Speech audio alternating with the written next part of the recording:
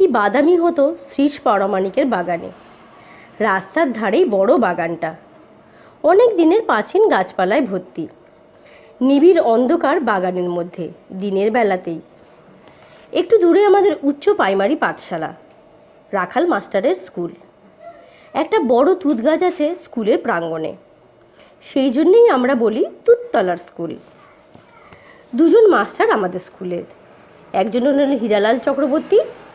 স্কুলের পাশেই এর একটা হাড়ির দোকান আছে, তাই এর নাম হাড়ি বেচা মাস্টার। মাস্টার তো নয়, সাক্ষাৎ জম।